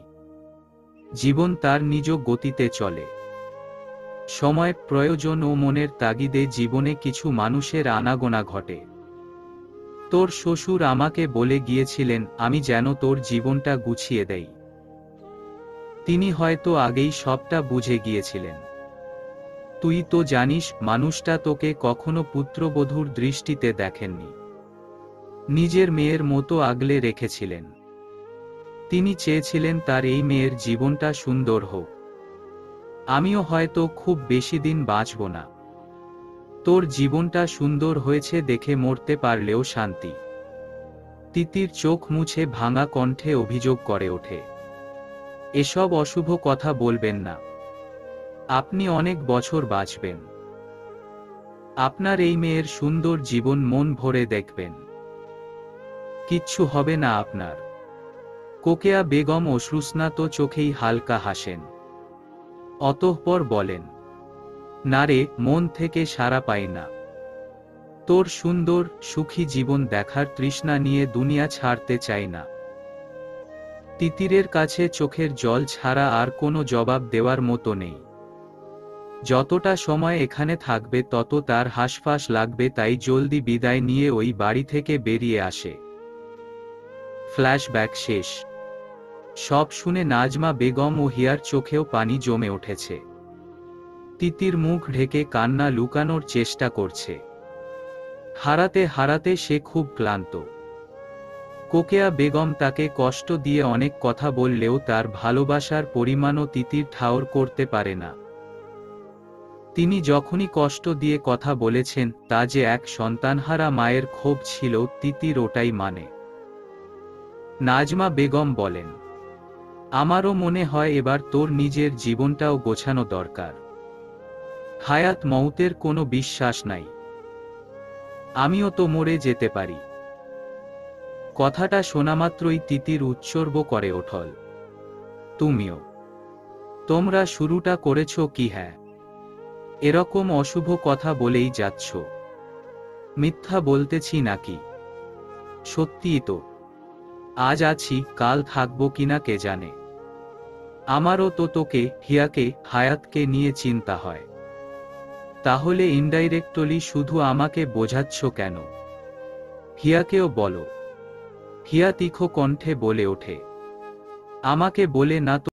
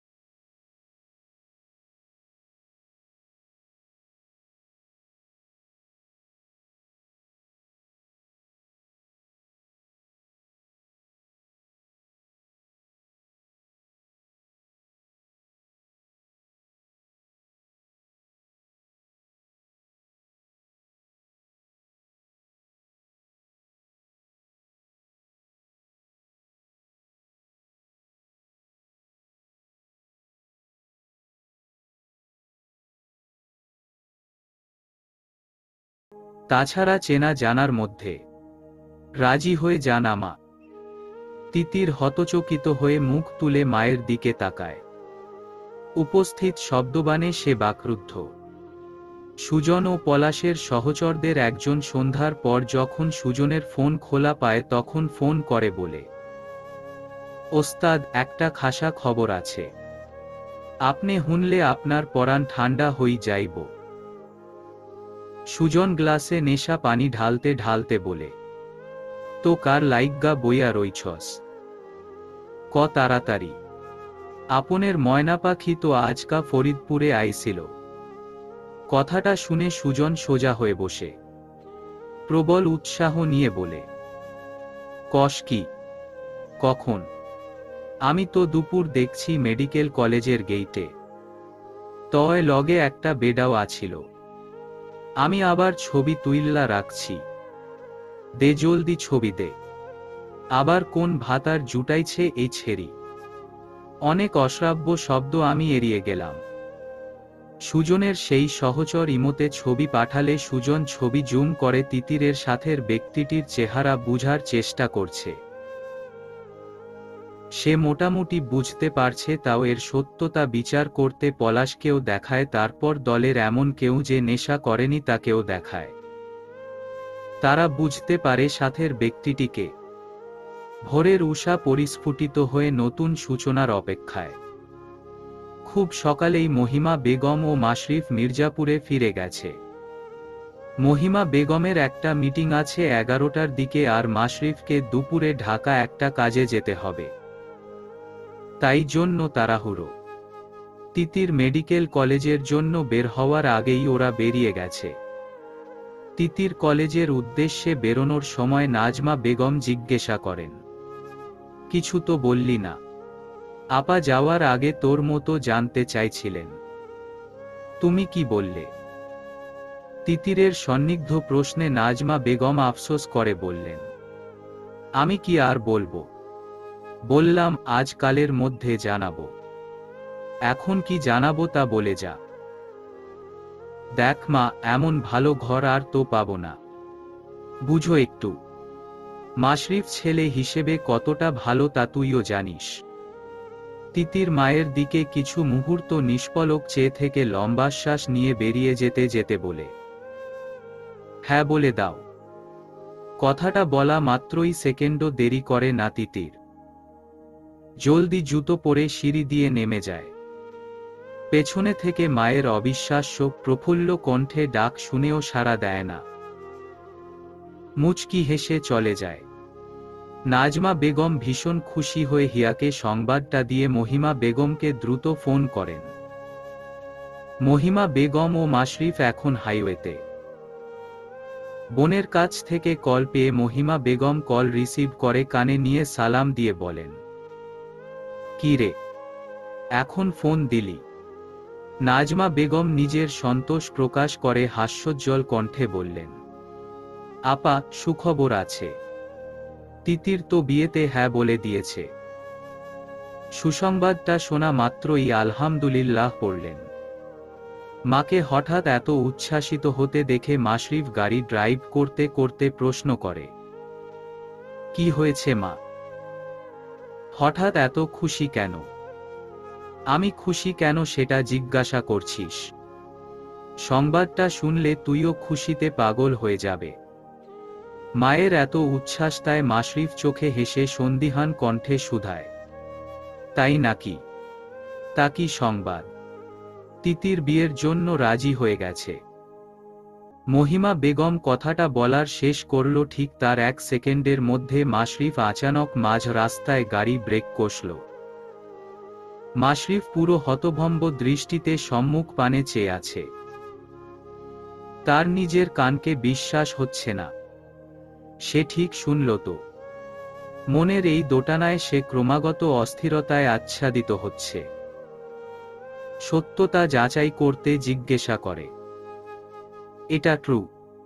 তুমি মজা করছো তাই না? বলেই হাসার চেষ্টা করল। মহিমা বেগম ছেলের মুখাবয়বে এক অন্যরকম উজ্জ্বলতা ও বিস্মিত ভাব দেখে হালকা হেসে ছেলের চুলে হাত বুলিয়ে বলেন, সম্পূর্ণ সত্য। এখন গাড়ি সাইড কর, এটা হাইওয়ে। মাঝ রাস্তায় কেউ গাড়ি ব্রেক করে, জলদি সাইড কর। মাশরিফ ঘোরের মধ্যেই গাড়ি স্টার্ট করে একটু সাইড করে থামায়। মা, এটা সত্যি, আমার বিশ্বাস হচ্ছে না। আমার এখন কেমন রিয়াকশন দেওয়া উচিত বুঝতে পারছি না। মহিমা বেগম হেসে প্রত্যুত্তর করেন, এখন বাসায় চল। হেডকোয়ার্টারে বলে বুধবার পর্যন্ত ছুটি, শুক্রবার পর্যন্ত বাড়িয়ে নে। তোর আপু দুলাভাইকে আসতে বলবো, শুক্রবার গিয়ে আকদটা করিয়ে ফেলব। তারপর আবার লম্বা ছুটিতে এলে অনুষ্ঠানও হবে। মাশরিফ গাড়ির সিটে মাথা হেলিয়ে চোখ বন্ধ করে মৃদু হাসছে। সে নিজের আনন্দ প্রকাশের সুযোগ্য ভাষা খুঁজে পাচ্ছে না। ক্লাস শেষে তিতির ও তার বান্ধবীরা ক্যাম্পাসে বসে আছে। আজ শনিবার, তাই ক্লাসের প্যারা কম। সকালের ক্লাসটাও এক্সট্রা। তিতির ওদেরকে বিয়ের কথাটা জানাতে কেয়ত ইতস্তত করছে। সে তার বান্ধবীদেরকে বলল, শোন না, তোদেরকে আমার কিছু বলার আছে। নাদিয়া, জারিন, ফাইজারা অন্য বিষয় নিয়ে কথা বলছিল, মূলত হাসি তামাশা করছিল। তখন নাদিয়া হাসতে হাসতে বলে, দোস্ত, সকালে এক নিউ ইন্টার্ন ডাক্তারের সাথে ফাইজার তারা চিহ্ন অক্কা লেগেছে। যেন তেন না, আমি ছিলাম সাথে। আমাদের তো ক্লাসের সময় হয়ে গেছিল, তাই দ্রুততায় ছিলাম। ওদের ধাক্কা লাগা দেখে ভেবেছিলাম কোন রোমান্টিক মোমেন্ট ক্রিয়েট হবে, বাট দুইজনেই ধপাস করে দুই দিকে ছিটকে পড়ে গেছে। এটা বলেই নাদিয়া হাসতে হাসতে পড়ে যাওয়ার অবস্থা। তিতির বিহ্বলতার সাথে বলল, আমার কথাটা শোন না। জারিন হাসতে হাসতে বলে, বল। একটু স্থির হয়ে বসো, তারপর বলছি। আমার আনিজি লাগছে। তিতিরের আনিজি লাগছে শুনে জারিন, নাদিয়া ও ফাইজার হাসি যেন আরো বেড়ে গেল। ওরা জোর করেও হাসি থামাতে পারছে না। তা দেখে তিতির মন খারাপ করে মুখ ভার করে রাখল।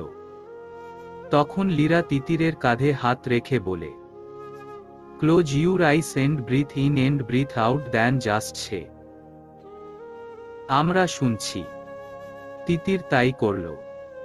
অতঃপর নয়নজোড়া মুদন করে এক রুদ্ধশ্বাসে হড়বড়িয়ে বলে ফেলল, আমি বিয়েতে হ্যাঁ বলে দিয়েছি। বলেই চোখ মুখ খিচে নেয়। জারিন কথাটার ভাবার্থ খেয়াল না করে হাসির রেশে বলে, ওহ আচ্ছা। পরক্ষণেই তিতিরের বলা কথার যখন মস্তিষ্কে নাড়া দিল, তখন অক্ষিপট বড় বড় করে তাকিয়ে বলে, কি বললি তুই? তিতির মাথা নিচু করে চুপ করে আছে। নাদিয়া, ফাইজ, লীরা, জুলিয়া সবারই এক প্রশ্ন। ফাইজা এবার জোর করে তিতিরের মুখমণ্ডল উঁচু করে কৌতূহল প্রকাশ করে, তুই বিয়েতে রাজি হয়েছিস? কার সাথে? বিয়ের কথা কবে ওঠল? তিতির মৃদুস্বরে বলল, মেজর মাশরিফ ইকবাল। তিতিরের মুখ নিঃসৃত নামটা শুনে জুলিয়া লীরাকে আলতো ধাক্কা দেয়। লীরা জুলিয়ার দিকে তাকিয়ে হেসে তিতিরকে বলে, is it true? I am so happy for you. May God. আগেই বলা লীরা ভিনদেশি, bless both of you. Titir লাজুক হেসে বলে, থ্যাংক ইউ লীরা। এবার বল কিভাবে কি হলো? মানে মেজর মাশরিফ তোর কাজিন, এটা জানি, কিন্তু সে বলেছিল তোর সামনে ভালোবাসার অধিকার নিয়ে আসবে না। এপ্রোচটা কিভাবে হলো? নাদিয়াকে অধীর চিত্তে প্রশ্নে তিতির জবাবে বলে, উনার মা আমার মাকে প্রস্তাব দিয়েছেন। উনি কিন্তু সত্যি আমার সাথে আগের মতো কথা বলেন না। প্রথম দিকে উনার বিহেভিয়ারে আমি বিরক্ত হলেও এখন মনে হচ্ছিল লোকটা টোটালি চেঞ্জড। মা এতবার বলাতে আমি রাজি না হয়ে পারলাম না। তাছাড়া উনি খুব ভালো ও সাপোর্টিভ। গতকালকের ঘটনার পর বুঝলাম। ফাইজা সুধাল, ওহ, তুই না কালকে তোর শ্বশুর বাড়িতে গিয়েছিলি? মানে ফরিদপুরে গিয়েছিলি? কিছু হয়েছে ওখানে? রুমি আপু একটু বেশি বাড়াবাড়ি করছিল। মাশরিফ তার উচিত জবাব দিয়েছে। কথাটা বলার মাঝেই তিতিরের মুখশ্রীতে এক অন্যরকম দীপ্ততা কাজ করছিল। জারিন, ফাইজারা এটা দেখে বেশ খুশি হয়। জারিন বলে, যাক আলহামদুলিল্লাহ, এবার তোর জীবনে সুখ পরিস্ফুটিত হোক। দোয়া করিস। মিস কাশফা, আপনাকে একটা হেল্প করতে হবে। কি হেল্প? মেজর মাশরিফের মাকে টাঙ্গাইলের বাড়িতে একবার আনতে হবে, এবং সেটা খুব শীঘ্রই। যথাসম্ভব আপনার মন ভাঙতে চলেছে। কাশফার ভ্রু কুঁচকে এলো। সে সন্দিহান কণ্ঠে শুধায়, মানে? ক্লিয়ারলি বলেন। কিছুদিন আগে আপনি আমাদেরকে খবর দিয়েছিলেন মেজর মাশরিফের বাসায় 3 জন মহিলা এসেছিল। আপনি আমাদের সাহায্য করতে রাজি হয়েছেন কারণ মেজর মাশরিফ অন্য কাউকে ভালোবাসে, তাই সব খবরাখবর আপডেট দিচ্ছেন। এখন আপনাকে একটা খবর দেওয়ার আছে। তিতির নামের মেয়েটার সাথে মেজর মাশরিফকে ফরিদপুর মেডিকেল কলেজের সামনে দেখা গেছে। ইকুয়েশন মিলিয়ে কিছুটা বোঝা যাচ্ছে তিতির নামক মেয়েটার সাথে মেজর মাশরিফের কিছু একটা হতে চলেছে। আরেকটা খবর, তিতির মেয়েটার মৃত স্বামী মেজর রাহান আহমেদকে কিন্তু আমরাই সরিয়েছি। এখন আরেকজনকে সরানোও কোনো ব্যাপার না। আপনিও বাঁচাতে পারবেন না কারণ আমাদের টার্গেটই মেজর মাশরিফ। তাই এখন আপনাকে সাহায্য করতেই হবে, নয়তো। কাশফা ভয় পেয়ে যায়। সে যে রাগের মাথায় এই চক্রের ভিতর ঢুকে গেছে, এখন তার পরিণাম বুঝতে পারছে। নিজের মাথায় তার এখন ফাটাতে মন চাচ্ছে। কেন যে সেদিন বিকেলে ওই চাদর মোড়ানো লোকটার সাথে দেখা হলো আর নিজের অজান্তেই অনেক তথ্য দিয়ে ফেলার পর কন্ট্যাক্ট রেখেছিল। রুমির থেকে মাশরিফের ব্যাপারে জানার পর তোর আগে হিতাহিত জ্ঞান হারিয়ে ওদেরই সাহায্য নিতে গিয়ে এখন নিজেই ফেঁসে গেছে। সে তো বুঝতে পারেনি ওটা টেরোরিস্ট দল। ফোনের অপর পাশ থেকে হুঙ্কার শুনে কাশফা বড় একটা ঢোক গিলে বলে, আমি দেখছি, আমি ব্যবস্থা করছি। প্লিজ একটু সময় দিন। এই সপ্তাহটাই সময়। মেজর মাশরিফের ছুটি বুধবার পর্যন্ত। এর আগেই তাদেরকে আনতে হবে। সবগুলোকে একদিনে শেষ করব, কারণ ছুটি শেষ হলে ওরা নতুন মিশনে বের হবে। এখন সেটা কোথায় জানা যায়নি। জি, আমি চেষ্টা করব। দেখতে দেখতে 2 দিন চলে গেছে। মহিমা বেগম একা হাতেই সময় পেলেই প্রয়োজনীয় বিয়ের জিনিসপত্রের ব্যবস্থা করছেন। এদিকে ঋতিকাকে জানানোর পরেও ঋতিকার থেকে আশানুরূপ তুষ্টি দেখা যায়নি। সায়ান ও রিয়ান বলেছে বুধবারেই চলে আসবে, কিন্তু ঋতিকা একদম নিরুত্তাপ। সে ভালো মন্দ কিছুই বলছে না। ঋতিকা চাইলে এখনই চলে এসে মায়ের হাতে হাতে হাত বাটাতে পারত। মেয়ের এত অনাগ্রহের কারণ মহিমা বেগম জানেন, তাই তিনি আর ঘাটালেন না। একা একাই সবকিছু সামলানোর জিদ ধরে বসলেন। এদিকে কাশফার কলের উপর কল। ফোন করেই কান্নাকাটি শুরু হয়ে গেছে। কাশফার মাও মেয়ের এই নাজেহাল অবস্থা দেখে একবার বোঝানোর জন্য হলেও আসতে অনুরোধ করেছেন। কাশফার মা তো আর মেয়ের অভিলাষ জানেন না। মহিমা বেগম বাধ্য হয়ে একদিনের জন্য যেতে রাজি হন। মাশরিফকে ডেকে বলেন, শোন, কালকে আমরা একবার টাঙ্গাইলে যাব। মাশরিফ ল্যাপটপে কিছু কাজ করতে করতে প্রশ্ন করে, কেন মা? কাশফা তো পাগলামি শুরু করেছে, ওকে বুঝাতে হবে। কাশফার নামটা শুনে মাশরিফের চোখে মুখে বিরক্তির আভা ছড়িয়ে পড়ল। বিরাগী কণ্ঠে বলে উঠল, ওই মেয়ের কথা রাখো। নামটা শুনলেই বিরক্তি চলে আসে। কেঁদে কেটে যা খুশি করুক, আমি তার জন্য বাধ্য নই। আরে ওর মাও কয়েকবার অনুরোধ করছে। মেয়েটা 2 দিন যাবৎ নাকি কিছু খাচ্ছে না। মাশরিফ তাচ্ছিল্য করে বলল, রিয়ালি? তুমি এটা বিশ্বাস করেছো? ওর মতো স্বার্থপর মেয়ে কারো